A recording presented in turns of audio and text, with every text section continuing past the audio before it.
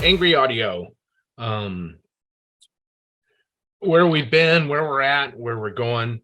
As I said, a lot of you know who we are already. Michael Dosh, otherwise known as Catfish. He's been around in the radio business since the mid 80s. He went to work for Pacific Recorders, and his first product of note there was the radio mixer. It was the first opportunity that Pacific had to go after a little bit broader market in consoles. The BMX had been very successful. The ABX, AMX, BMX3 were really successful, but we were looking for something that was a little more economical. And Catfish had that entire project on his desk, and we did a great job with it. By the time he left Pacific Recorders, they had gone public and he was running the place, but he had a conversation with Stephen Church at Telos, and Steve was longing for a sabbatical. He wanted to tour Europe for a while and hadn't had a chance to really have a vacation. And so he asked Catfish to come over and run Telos for maybe 6 months while Steve enjoyed Europe. And unfortunately, Steve hurt his ankle while he was there, and he was laid up for a while and didn't come back. And then he kind of fell in love with the area. And then he kind of fell in love with one of the locals, and Steve never did really come back to Cleveland after that. But that's where the Axia product line came from. Steve and Catfish had the idea of audio over IP. And as you can see from the current console landscape, that was a pretty good idea. And then Mike went to work for Lavo in Germany, and where they made a variety of console products, and he did a lot with a virtual console. But Mike is a typical, he's one of those guys that has the knack, and he's really an engineer at heart, and he likes to tinker with things, and he likes to solve problems. And so he started Angry Audio out of his garage just to make some gizmos and gadgets, some things that people asked for that were just too small for Lavo to deal with. And it kind of blossomed from there, especially once we came out with a Bluetooth gadget. Business got pretty strong. And then Studio Hub, the assets were for sale because Dan Braverman wanted to get out of the console business. And so we acquired the Studio Hub property, the adapters and all the little match jacks and all that stuff are still going strong. We did away with the console line and with the clocks and a few other things, but it's been a great addition to Angry Audio, and really gotten our foot in the door with a lot of people, so we can tell them the Angry Audio story as well. Now, Corny is a radio talent, radio engineer. He was really curious about audio processing and how it worked, and so he really delved into that. Ended up getting a job at Omnia. Talking about going to work for Cadillac as your first job, that's a pretty good deal. And worked on a lot of the products there, especially the Omnia 11. And his early perception that audio processing is really logic driven. It's, if this, then you do this, and if this, then you do that. And so he kind of always looked at it that way, which really matches well, I believe, with designing algorithms. And so he has his foundations in analog audio, but he made the transition to digital. And now with all the DSP and the chips that are available, there's so much power involved in what we can do. So Catfish kind of drug him away and said, let's build something a little bit different. And we'll get to that soon. And then I know some of you guys know me. I spent a lot of years at Pacific Recorders. My start in hi-fi, or my start in audio, was a little different because I started off in hi-fi, and I had a real love, a passion for doing stereos. And so my job was easy. Somebody would walk in the door. All I had to do was figure out what they want them, show them what we had, and then help them carry it out to the car. So that was a great learning experience for me. But I got to go to work for Pacific Recorders back in '78. Initially, I sold some limiters, believe it or not, some multilimiters and a 3-band AGC.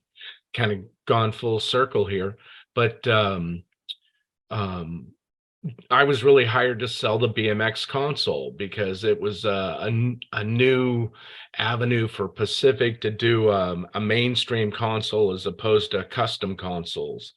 And I spent 20 years there, sold a lot of BMXs and radio mixers, went to work for Sierra Automated Systems, and just in time to make the transition into the Rubicon console and the TDM based control surface. And then after a few years, Catfish, he recruited me to come and sell audio over IP at Axia. And that was a great time. You know, Telos was really responsible for so many innovations. They were the first company that used DSP in a product. They were the first company that used MP3s in a product. And they were the first console company using audio over IP. And so that was a good time. But now, like I say, I've kind of come full circle. I'm working for a small company again. And this is a lot of fun. Angry Audio is trying to do things a little bit different, and you'll see that in our products. And I hope that Corny can do a good job of talking about the technology. I'll kind of set it up for him, and then he can deal with some of the technical side. When Corny first joined, the idea was to build a headphone processor. One of the problems with radio today is that talent can't really hear themselves processed. They don't really get the feel for how their voice is interacting with the processing because of all the latency and delay involved. And so the idea was, what if we had a local, low latency audio processor tailored just for headphones? Now, it's got to be simple because it's just a headphone processor. It's got to be robust, and you know, we should make it as practical as possible. And we got partway down the road with this, and we thought, you know, a lot of people are asking for a good streaming processor and something that will help our streams, because so much emphasis has been put on these the streams online and also on HD2 and 3 channels and even 4. What if we had something that could serve that purpose as well? And it wasn't long after this product was introduced that people were saying, well, that's great, but you know what I really need is, I got an old compeller that's not going to last much longer, or I've got an Ariane and I need another one. And so from that came the C level. And these 3 platforms are all basically the same thing, but each one is tailored for its particular function. I'm going to turn it over to Corny and let him talk a little bit about what he did that's so different there. Yeah, each one has the same hardware, and there's specialized firmware inside to give it the ability to do these specific tasks. So like the C level studio processor, its output is, you know, by default is basically going to give you a minus 24 LUFS, which is about like minus 18 dB VU ish. And it's designed to be a program leveler, but it's loudness aware. So on really dense material, it'll adjust the output level to bring it down a little bit to match the previous content, which in the big scheme of things will allow your downstream processor to not have to work so hard with that. This also on a multi-band processor, if you're feeding downstream like an old Omnia 6 or some processor where you want to have more powerful, you know, front-end control, like you would when you had a compeller or an Ariane in front, this will replace that and drive your multiband stages with something that's more consistent program level wise and loudness wise. So it gives you more consistency on there, and the processor, you'll notice that it will do a lot less work than it was doing before. And people seem to really be a big fan of it. So that's the C level studio processor right there that you see. C4, if you want to jump back to the C4 is or Chameleon 4 is basically geared towards end user audio. So what it's going to output is an output level anywhere between minus 24 to minus 14 LUFS with the, if you put it in variable loudness mode. If you turn it off, it's just going to be minus 10 LUFS, which is about where a lot of streamers are today. Now the whole talk with the LUFS with this is coming about because of the new streaming loudness standards, which I've been involved with the AES. And right now it's recommendations, but I think it's moving to be standards pretty soon, where their target loudness for streaming audio will be recommended at minus 16 LUFS. And that puts it in line with podcasts and other services like Apple Music, where everyone's trying to find a target loudness so that as you go from service to service or source to source on your streaming device or playing back podcasts on your phone, you don't have like, now I have to turn the volume way down because I decided to listen to a music service and now it's blasting me into the backseat of my car and stuff like that. So that's where the LUFS comes in. And so we were, since we were in the middle of developing all this, as that stuff was coming into play, I delved in and just added that into our product so that we're already there for when you need to meet these loudness standards. So that's one of the big differences. Like C4 will be way overkill if you tried to use that to drive your on-air processor because its output's pretty tightly controlled and everything already. So this is for end user targets for streaming. We're having a lot of churches starting to use this on their audio side of their video services, where their parishioners would wishing that when the pastor's talking, I can hear him just as easily as I heard the band playing or whatever. So we've been, setting them up with these, and I've been buying them, and they've been like, wow, this is great. Everything's all normal. My wife is at home listening, and she said she heard everything loud and clear for the first time. So we have another application with that. It works well with that app, because all of these boxes are low latency by default.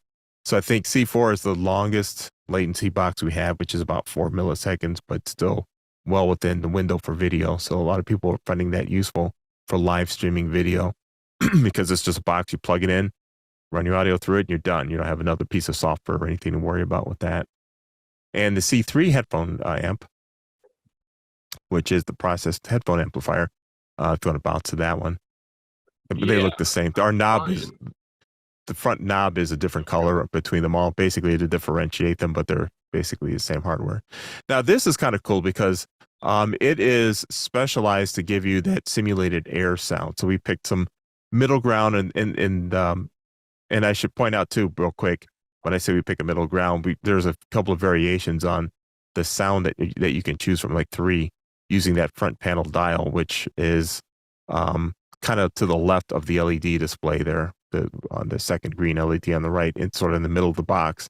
So when it's at the if you will, I think of a clock face. I don't have a clock face. Look at here. In the position where it's at basically 9 o'clock, that is most open and transparent sound. At 12 o'clock, the straight up and down position, it's somewhere like a medium level of processing aggressiveness. And then at the 3 o'clock position, which is the full moon one, if you will, that's at its densest setting.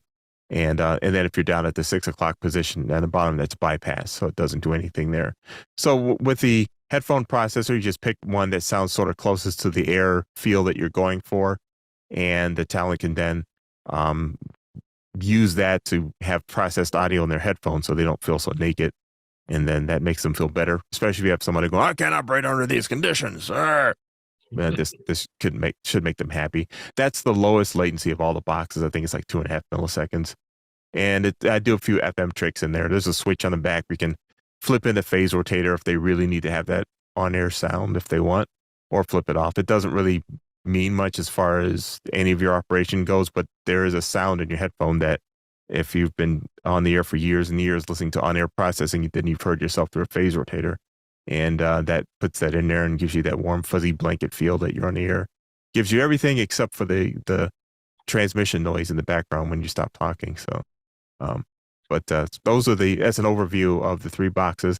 They both feature, all of them feature, um, uh, well, what we called in the early days like an AI component to them, but it's like a complicated logic stage that I take advantage of the computery part of DSP processing, where it's analyzing audio in real time and it's adjusting the attack and release times accordingly based on what it's hearing coming in. So that allowed us to come up with a much simpler user interface that, we have three different dial positions if you want open, medium, or dense. And it'll just do whatever it needs to do to give you that sound by varying all the time constants in real time. I So like to that's refer to it as light, medium, or dark roast for the that, coffee aficionados. there you go. So that was one of the key things that gives us the ability to come up with such a simple user interface. So you just set it and forget it. That's the idea behind these hardware devices here. Mike, I'll toss it back to you, Mike. Okay. Yeah, one of the things that Angry Audio is trying to do is do things a little bit differently. And everybody knows that an audio processor, you really got to be a rocket scientist. Corny is a rocket scientist, but you got to be a rocket scientist to figure them out. I mean, even with the GUIs online, there's so many different layers, and you got to know what this does and what that does, and it sounds good on this song, but it doesn't sound good on that song. So what if we could make the processor more adaptive and less control freak assignable, so that anybody can use it? Because after all, the talent pool for broadcasting these days seems to be getting thinner and thinner, but the need for good audio is always going to be there. So we're trying to satisfy that by coming out with something that makes the decisions for you and does it to make it sound good and hides the artifacts that a lot of other processors make apparent. And you can see from the front panel, it's pretty simple. There's a couple of headphone jacks on there and a volume control for the headphone. And the C3 version, the headphone processor, will actually drive 3 of our headphone gizmos as well. So it provides power and audio. So I'm going to take a detour here on the next product. This is a software only product, the C6S. So a lot of people said, yeah, what you're doing there with the sound is great, but I need to add a little of my own flavor, my own seasoning. And so we've come up with a software version of Chameleon that allows you some control, and several more presets are built into it. And so I'll turn it back over to Corny. Let me know when you want the next slide. Okay. So with the Chameleon 6 or the C6 software, which is what the S stands for there, it builds on that same core concept that's in the hardware boxes. And this starts to resemble, from a control standpoint, like on this page in particular, the original analog boxes that these Chameleons were originally derived from, when I started first working on this project in the late 80s into through the 90s and all that. And the whole idea is that, if it takes like hundreds of controls and distills them down to just these 6 controls on the bottom here, where you've got, how much drive, but, which is basically how much compression do you want to have in general in your program content. And then you can adjust the program gain lock gate, where it freezes the audio when it falls below that threshold. Most people call that a gate. I find that depending on where you come from or how you get into this arena where you need a Chameleon processor, the gate can mean multiple things and not always what broadcasters say it is. So I call it like a freeze gate is what I call it. So when the audio falls below the preset threshold, it freezes. Or if you're in the gate to zero mode, there's 2 different modes on this. There's a freeze where it just freezes and it's always in compression mode, if you will, or gate to zero, which is what this picture shows. Whereas if you're silent for a period of time, the bands will float back to zero, 0 point, which kind of helps with, keeping noise build up on certain formats, or if you want to have a lot of processing but kind of want to be kind of more natural sounding than the other mode, then this gate to zero comes in handy. So it's almost like it's literally like two different processors running in one software package, and that one button changes which one it is. Um, you have a density control, which is, which controls how thick it sounds, which is kind of like a more refined version of that that dial that's on the Chameleon 3s through 4 and C level, where instead of three discrete positions, you have a continuous, adjustment, so you can go in between um, where the other boxes have if you want. There's a control that's not on the others called detail, and that's when you turn that up, it kind of brings up some of the details in the audio. It's like, so if you have a audio that's kind of muddy sounding or really bass shy, like the old 80s stuff compared to today's music, the detail control will help bring out those little details that you would miss, because that stuff is in the recording. It's just not really mixed up front because of just the limitations and the tastes of various time periods. So that'll bring out more details on musical materials that need it. Then you have lows and highs, which are controls that adjust a bunch of parameters, including the mix of the multi bands. So if you want, if it's too dull for your taste for some default, you just turn up the highs to, fill it in a little bit, give it some twinkle, if you will, or some bass. If you can turn up the lows and it'll bring up that. Or if you back them both down, and then it'll emphasize the mids more. So that's those controls are all kind of interactive with each other, and it allows for all kinds of different sounds just by changing the settings on those dials in various positions. So it's a nice, convenient way to do that versus having to hunt and peck through hundreds of controls and different menu pages and things. You can go to the next page there, and okay, so there are 3 tabs on this. So this is tab number 2, which is called the loudness tab. And for your convenience, we have ITU 1770 loudness metering on this page, so you can see where you are in terms of your target loudness. So if you want to have like a let's just say minus 16 LUPS, which is the recommended loudness for streaming, live stream audio, these meters will show you where you are in relation to that. There is a LUPS target down below. You can just tell the Chameleon that I want minus 16 LUPS, and it'll just kind of hunt right there and give you minus 16 LUPS without you having to do much more than that. It'll maintain that loudness. There's a sensitivity control on our loudness leveler. So if you want it to be a little more aggressive with how it's leveling out audio, you just turn up the sensitivity. If you want to keep it more natural and just limit it if it gets really loud, then you back off on the sensitivity. You could turn the loudness leveler off completely if you don't want to use it. I kind of like it when it's in, because everything's kind of optimized around having it there, so that it keeps you out of trouble as far as the final limiter and all that goes. So, but if you want to be adventurous, you can turn it off and just have fun with it without it. There are 2 different modes, and the graphic here is a little different from the release that'll be out in about a week or so, where we've kind of changed the other one to it does the same function. That second button there, right now it says 60-second mode. In the earlier versions, it was 60 or 30-second. Now we call it natural or tight. And that's how aggressive the loudness leveler is going to work to hold your loudness target. So if you want more of a natural sound, you leave it on natural and lets more variation through as far as quiet parts go. Tight, it'll chase after the quieter parts more. So it'll give you more consistent loudness, but it will change the texturing of your audio. And you have a true peak control. And that's another key component to the streaming standards that different companies have.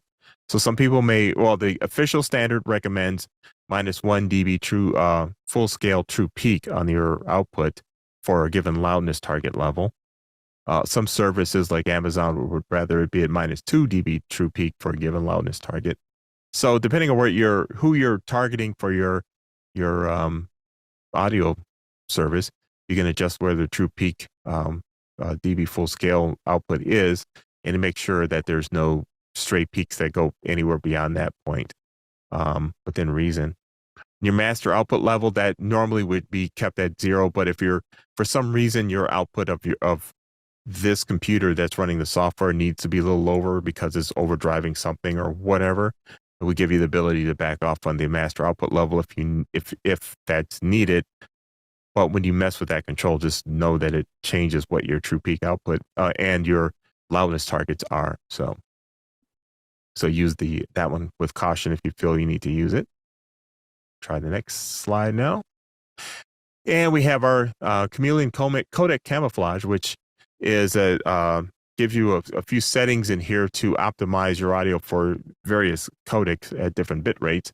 So, and right now in the first releases of the Chameleon, we're focused on AAC, HEAAC slash XEAAC, and MP3, which are the most popular streaming codecs for streaming audio. And basically, what happens here is you pick whichever one you're feeding into with this. It kind of optimizes processing parameters and some things on the output to get your audio to sound its best through that particular codec at that bit rate. We may be adding more options in the future, depending on what users experience in the field. But so far, most people are just happy with what it does there. So, and that makes us happy too. So that's kind of the overview on the Chameleon 6 streaming software, or the Chameleon or C6S, as all the marketing says. Back to you, Mike. So, any questions from the group out there? Corny's exhausted his voice, I'm sure. I forgot my glass of water, so I'm getting thirsty as I'm talking. Yeah. I've got a question. What does that run on? Does that run like in a container or just on a big computer or what? Great question, because I glossed right over that.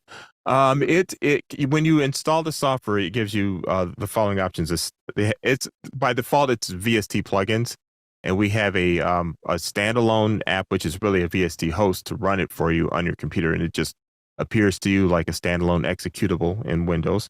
The plugins can run on anything that takes VST 2 or VST 3 64-bit plugins. We do have kind of a 32-bit plugin, but 32-bit plugins are kind of variable depending on what host you're using it in. So just keep that in mind if you use it. But primarily it's for 64-bit plugins, and anything that can run a 64-bit VST plugin will run this, whether it's a Mac or PC or whatever. And the Mac comes with a standalone VST host as well, where you don't have to use any VST host to run that. For Cornelius, if it runs as a VST plugin and a particular automation software you're using generates its own stream, can those codecs be turned off then? The Chameleon C6S itself does not have any codecs built into it. It just conditions your audio for the codec. So if the automation system supports a 64-bit VST and you have a plugin in there for streaming, this will be inserted as another VST instance before your streaming plugin. Perfect. Very good. Okay, so I'm going to give Corny just a brief break here while I go back to hardware. I'll be back. I'm gonna get water. So if you don't hear me, I'm running back down. Okay. So as I mentioned, we try to solve problems, and one of the problems that we identified was getting good quality audio in and out of computers. Well, sure, you can buy an expensive sound card, that works great, but if it's a laptop, or if the computer doesn't have another slot for another sound card, but you still need to get audio in and out. So we've come up with a USB interface, and this is the analog version. We're also going to introduce an AES version here very shortly.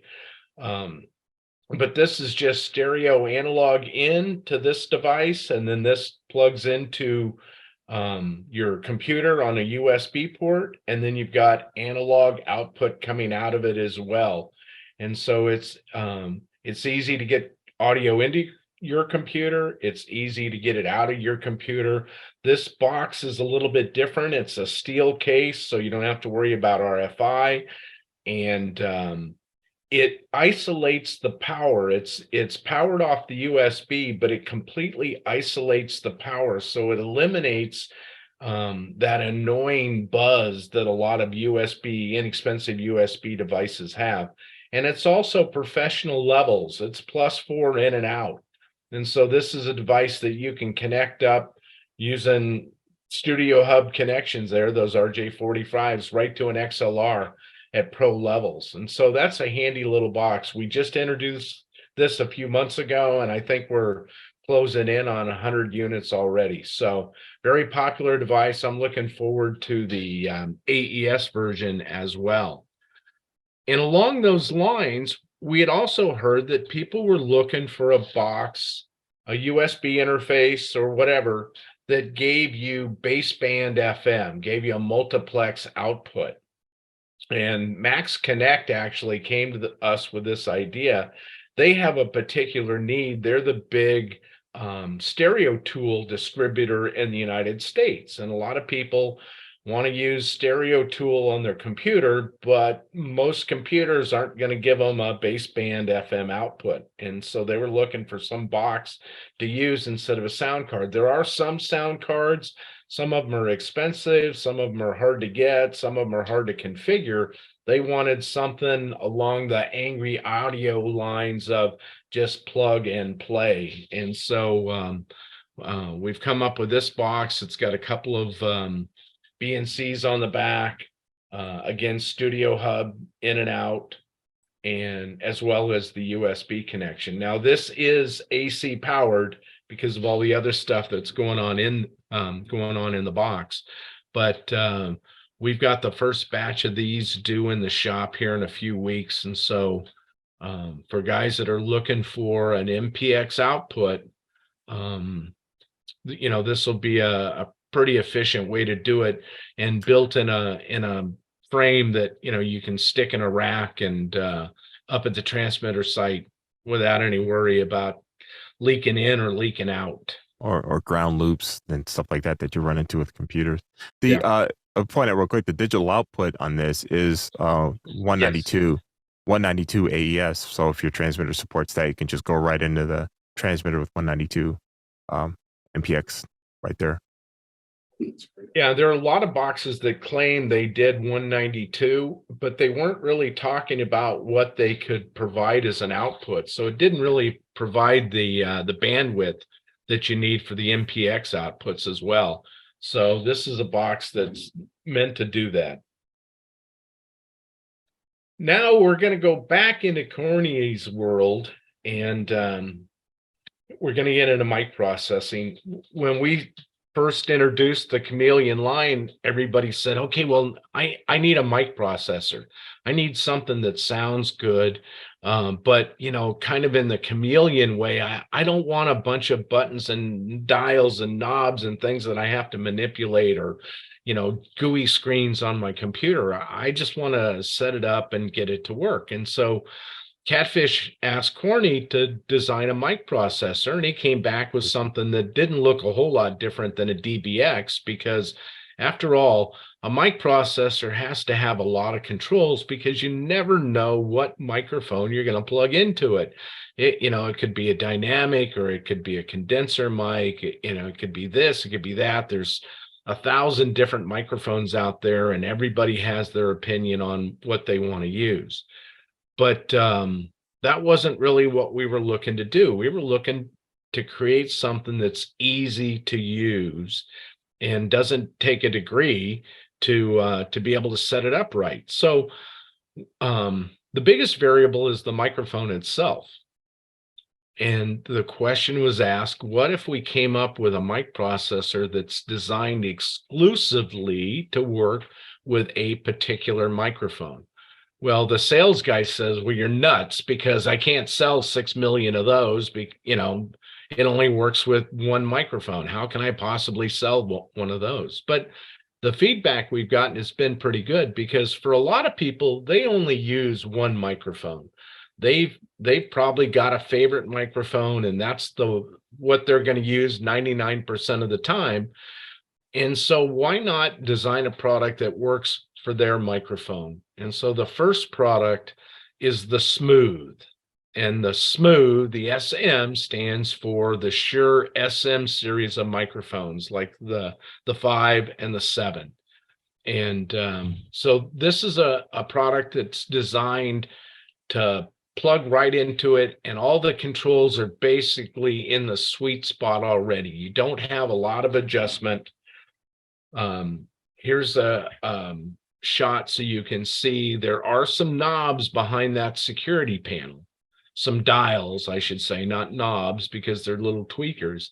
So basically you set the box up for your voice, your microphone, your room, your situation, and then put that little security panel back in and just leave it. If you need to make an adjustment, you know, it's there for you to do. But this is a box that's going to make you sound the best because it's designed to work with your microphone. So I'm going to turn it back over to Corny here to get into the details and go through the functions on the front panel. Sure. So yeah, it's the main thing with different microphones is what you need to do for equalization for primarily. So a lot of the troubles that you run into with most processors is trying to find the right EQ frequency boost spot and the bandwidth and how much. So by taking that variable away by saying this is the microphone you get, it makes that whole thing so much easier. So running through on the Chameleon Smooth, I'm going to go to the controls. I don't know what big of a screen you've got there at SBE headquarters, but if it's big enough to make it out, that's fine. You'll be able to follow along. Otherwise, I'll just tell you what they are. So the first control you have in there is the de-esser. Well, you have some switches. Let me start with that. So the first set of switches just controls what the meters are showing you. So the one switch there shows you your gain reduction or the room tone attenuation thing, which I'll tell you more about in a second. And the second switch shows what the level meter on the right is giving you, which is either input levels or output levels after it's been processed. So from there, you go to the first control, which is the de-esser control. And there's an LED right next to it to show you the activity on that de-esser. And when you put the front panel cover on it, there's little holes in the silk screen where the lights, LEDs will show through that. So if you're wondering how you know what it's doing, that's how you know. So anyway, what the de-esser is, it's a lot of things in this, I'll back up a little bit. A lot of things in this mic processor are things that I've been wanting to get to for a long time. And some of it are things that I've designed for myself in my studios, in my current studio now, and liked and wish there was a way to have the world in general have these same things because I like them a lot better. So the first of those is the de-esser, and I hate de-essers on most other mic processors because even if you use them a little bit, it makes you sound like you have a problem, or your SSS kind of come out sounding really weird on the other, and that's a nice impersonation of it. Others are more bizarre, like on some of the other devices. So the de-esser on this one is made to be where I like it. It's fairly transparent. And to let you know, I'm in here talking to you on my SM7, which is the whole time has been going through the Chameleon Smooth right now.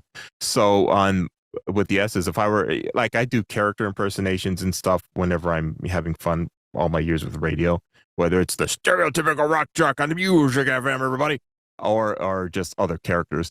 So the one character I use to test a de-esser is this, where I go, stop it, everybody, just stop it. And so if you were to hear that without the de-esser on, I can make that S piercing is all get out. But the de-esser just took care of that, and it doesn't sound like anything really happened. So that's how I like de-essers. I like them to be very effective, but I don't like them to alter the character of the sounds that come out when you're talking. So that's one of my favorite things that I'm so glad to have out in the world in any kind of a mic processor. The second control there is the drive control, which controls how much processing is being applied to the microphone. And right now, as I'm talking, I am at roughly about when I get really loud, it's doing about 12 dB of reduction and bouncing back from there. So it gives you an idea of what's going on as I'm talking to you. A lot of this, I know Zoom does a lot of altering of audio, so I'm not sure what it's doing to my audio on top of whatever the Smooth is doing right now. So that's what that control does. It's just how much processing it's on the mic, and you can drive it pretty hard, and it stays really smooth and transparent. So it's even if you really, really drive the snot out of it, it's still very, very natural sounding and very smooth. Thanks to some of the some of the chameleon tech that I have going on in the time constants and all that on the mic processor there. The next control here is the room attenuator. Now, the other thing that drives me nuts about most mic processors are the downward expander gate kind of things, because they're either making constantly chopping in the background, you hear everything chopping in and out, or they're clipping some of your words, where if you were to say something like so, a lot of them would just clip off a lot of the beginning S, or if you were to say, how are you doing today? A lot of them would just kill the H sound of the audio, because it's falls under that gate threshold. Most of them are pretty brutal in my opinion. So a lot of people just run with them off, or have it so that you have to be totally quiet for them to kick in.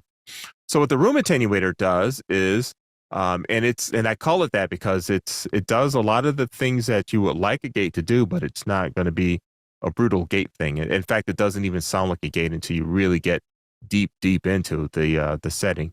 But what the effect is that you'll hear the sound of the studio or the sound of the room, where with all the computer fans and everything else going on, as you turn. The control works left to right. So as you're turning the control to the turning it down position direction, like on a volume control, the room sounds will go down by the amount that you're turning that control down. But it doesn't do anything to the voice itself. It just leaves the voice sounded just isolated from all the other sounds in the room, and you can still hear all of the fine sounds of what the person is saying. In my studio here, I just happen to be running it aggressively, so it's to the point where it will act sort of like a gate in the extreme things. So or situations, I should say. I was trying to find the right word. So that's kind of like my favorite. My other favorite feature in this, besides the smoothness of the compression, are the two of the room attenuator and the de-essers. Those are both kind of novel to this product here. And then from there you have a low and a high EQ, which is basically, you can think of it as treble and bass. They're optimized for the microphone and for the SM7s and its unique characteristics that it has in its sound.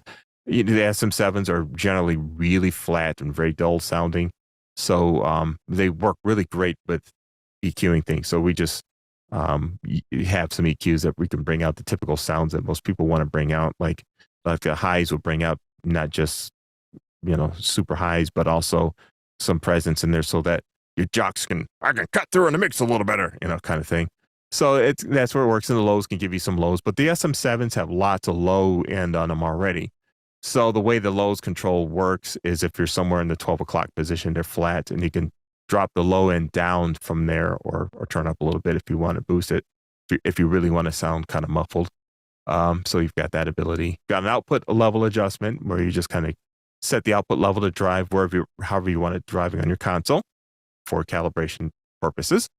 And then the next couple of switches you have are to the right there are the high pass filters, which is standard high pass for mics. But the difference here is the way I have the high pass filters tuned in this box. You can turn it on and it does very little to your voice itself. What I don't like is when you turn them on, you sound like to your headset, you sound like, oh, the Hindenburg, oh, the humanity of it all kind of thing. So what I have here is it'll kill all the low frequencies, in particular if you're banging on your desk. I'm banging on my desk, but whatever. But it gets rid of that rumble from banging on your desk and all that. Or if you bump the microphone, it gets rid of all that, but does very little to your voice. And what little bit it might do to the voice, I have a special EQ in there to kind of make it sound like it's not really killing things out on the low end. So that's kind of cool. And I think anyway. And then the next switch is a sparkle switch. So on the Chameleon Smooth mic processor, what that switch does, to the left there, Mike. Sorry. To the left, your mouse. Yeah, right there. So when you engage that switch, it gives you the brightness characteristic needed to mimic the SM7 microphone. Now, the SM7 and the SM7A and B have different sounds, and where the SM7 has a lot more top end to it, has a lot more sparkle and a little more presence that come through on that versus the SM7A and B, which are kind of like more dull and muted sounding. And so when you flip that switch on, it gives you that characteristic sound of a really close approximation of the characteristic sound of the SM7 using an SM7B microphone. So if you plug an SM7 into this, you want to turn that switch off. And let's see what else. Oh yeah. And also with that switch on, it gives you a characteristic sound that's closer to an SM5B microphone versus the SM7B. And so if you have an SM5 and you plug it into it, you want to turn that sparkle switch off. You definitely don't need it with an SM5B microphone. The next one is the next switch in the group of two is a processor engage or bypass. So you can use that to bypass out the processing if you want. You'll just get really quiet when you do that because, it's not a lot of processing going on. Unless you shout into the mic, then it sounds normal. So that's the first one there. The second one is a line mic switch. So when you can use your favorite preamp if you want. The preamp in this thing is really quiet as it is. It's since the SM series of microphones in general are very gain hungry. They're very quiet mics. And a lot of the modern mic preamps that you come up with these days, just by the time you give enough gain to be useful with an SM series of mic, it brings up a lot of preamp hiss. And for whatever reason, that's just a modern state of things in most pieces of equipment. The older days weren't like that, but whatever. So we have Catfish has a very quiet mic pre, since he knows how to do that from his PRE days. And so we have that in here. So it's got, as we call it, gobs of gain that can give you everything you need from an SM mic. And we joke around, we call it gobs of gain TM from the Chameleon, from our mic processors in general. But if you have a favorite preamp where you like some coloration of your sound or whatever, you can flip it to line, and there's a Studio Hub, a connector on the back that gives you line input from the mic. Now these Chameleon Smooth mic processors, or any of our mic processors that are designed for dynamic mics, do not have phantom power or anything like that because they are made for specific mics which don't require that. And because our preamps are so quiet, you don't need a clout lifter or anything like that. So no need for the phantom power for that either. So that's a quick overview. Well, not really quick, but an overview of the Chameleon Smooth mic processor. Back to you, Mike. Yeah, there's the backup right there. Yep. And we have a line output, digital output, as you can see. The line output and digital outputs come in both the XLR and the Studio Hub format. There is a line input, which is Studio Hub only, that you can use if you wanted to. And then it has a remote RJ45 on there, and that's compatible with our Angry Audio microphone on-off panel. So if you're using this in sort of a podcast studio situation and you want to have something really simple with no board, you can still have one of our panels in there to mute the mic or turn it off and on if you want. And there's a front panel LED, a red one in the middle of the front panel that is on whenever you have the mic muted on the box using our remote panel. So that's kind of a neat feature that Catfish threw in. Back to you, Mike. Well, the first question is, well, that's great for SM microphones. What about me? I use an RE20. Well, the RE20 will be the second processor that comes out in this line, and the algorithms will be a little bit different because it sounds a little bit different, but it will fulfill the same type of functions. And in fact, the work is about to begin on it. I have my RE20 over here to start with, and here we go to start working on the code. And I've got an RE27 in here as well, and we have an RE320. So we'll be getting that thing going next, as Mike says. Yep. So what clever name were you going to give it? That's what I want. Chameleon Rebel for RE mics. Oh, right. Rebel. Yep. Rebel. So any questions on the Chameleon mic processors? I've got a question. Is the plan for the RE version of this to have the exact same functionality, or will there be anything specifically tailored to the RE microphones? A lot of things will be tailored to the RE mics. The dynamics will be tailored a little bit to the RE mics, but the EQs for sure. The EQing you need for an SM7 is nothing like what on an RE. Like the RE mics are flatter by design, frequency response wise. So that means it gives you, well, when you're playing with it with an EQ, they give you a lot more range to play with on those mics. My favorite mic happens to be the SM mics, but the REs were very different from the Assure. So those EQ controls are going to be totally different. The Sparkle control is going to be something that'll be repurposed to be tailoring the response of the box to be for RE20s or RE27s, because the RE27s are really, really bright. So I know that's what I'm going to be doing with that. Exactly what those changes are on that is to be determined as I dig deep into that and play around, but it's going to be fun. So yeah, but they will be very different from each other. Yes. So that'll be the anti-sparkle. Probably. And then, you know, as time goes on, there may be some other processors, mic processors as well, but they're only a certain number of hours in the day, and there is only one Cornelius Gould, so we can't get too much. Any other questions on Smooth or Rebel?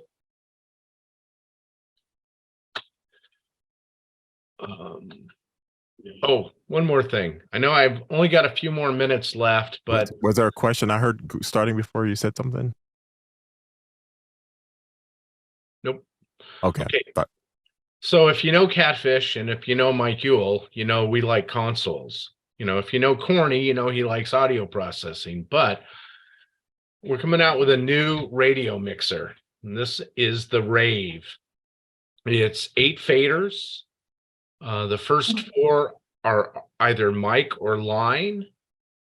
The last 4 are line, but they can be the channels 5 and 6 can actually take IHF inputs, RCA connector type sources, and channels 7 and 8 are have built-in mix minuses. So they're good to use with phone lines or Zoom calls and things like that. Each fader has 3 output assignments: program, audition, and PFL or Q. And there's an on-off button at the bottom. It's a traditional analog audio on the fader, very simple and straightforward, but it's a real radio console. It has warning light output when you turn a mic on. It has monitor muting when you turn a mic on. The mics can be remotely turned on and off. The line channels will give you a remote start.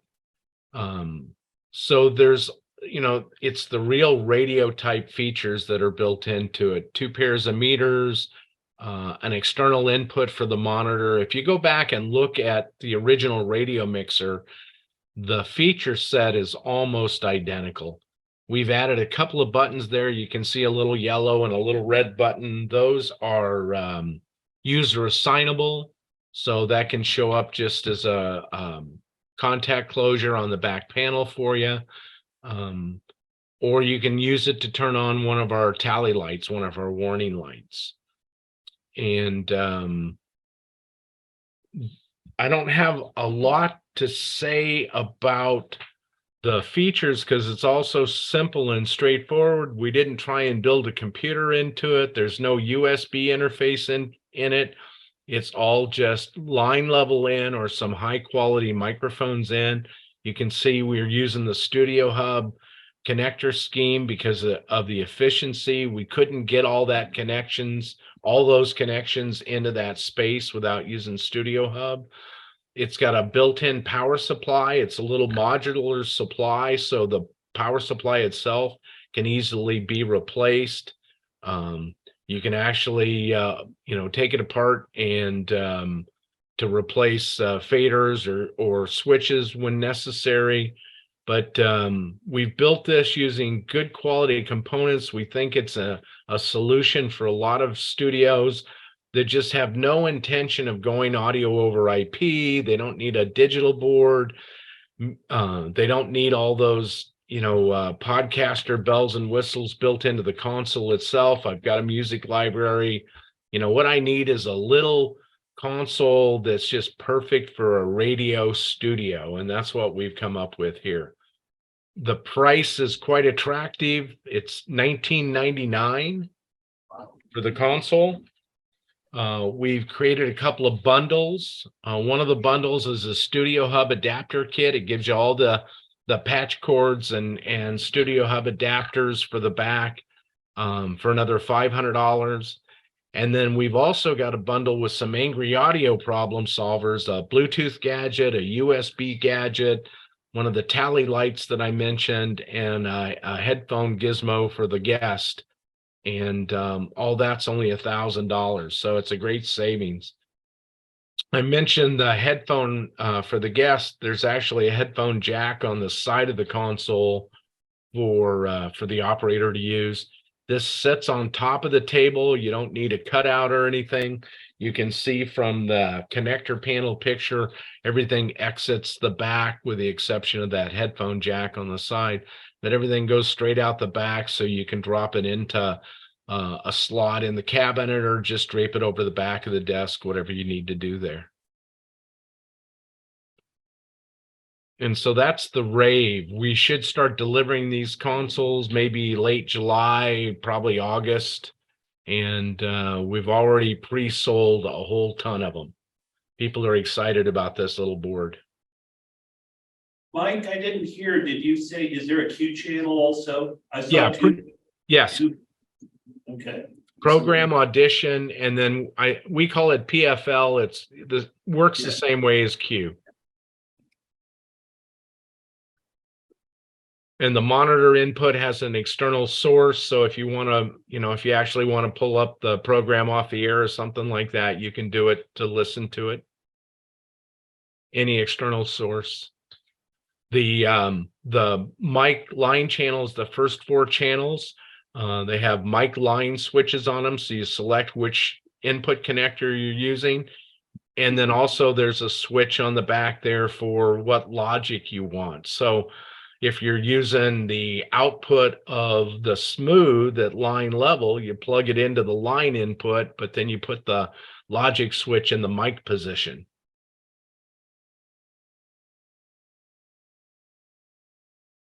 Any questions? Any feedback? Any thoughts? Oh, quiet group. Hey, Mike, I think it looks quite wonderful. I can see where you're going to replace a lot of crossover consumer type consoles in some markets with that, because that's really getting back to a real radio console. Right. So I appreciate you guys doing that. I think that would be kind of neat. This is Paul Montoya here, and we go back a lot of years, Mike. A lot of years, Paul. I think a lot of consoles. Well, and I think you even sold me a Yuri 1176 and a couple of LA4s in the day. Are those still under warranty? That was 40 years ago, I think. Yes, sir. Good to see you. Yeah. Well, we think it's going to go beyond that because there are a lot of guys that are, I'm going to let you in on a secret. We bought radio systems. They sold a whole ton of Millennium consoles. We bought some of the service parts. Those consoles are wearing out and they're no longer supported. I mean, we've got a few faders and a few switches and things like that, but in the long run, those consoles need to be replaced. And this is an inexpensive option that gives you the same kind of feature set and pretty inexpensive. This console here, complete with a wiring kit, all the Studio Hub connectors and cables, and the Angry Audio bundle that's a Bluetooth gadget, a USB interface, a headphone gizmo, and a warning light tally light with 3 segments, has the same list price as an Air 1 from Audio Arts. And they sell a lot of Audio Arts Air 1 consoles. So here you can get the same console, a better console really, and all the accoutrement that you need to get it plugged in for the same price. So I think we're going to do more than just the crossover consoles, Paul. And I'm hoping we do a lot of business with old Millennium console customers And we're going to be offering a special trade-in incentive for those people because we'd like to get those old consoles off the market.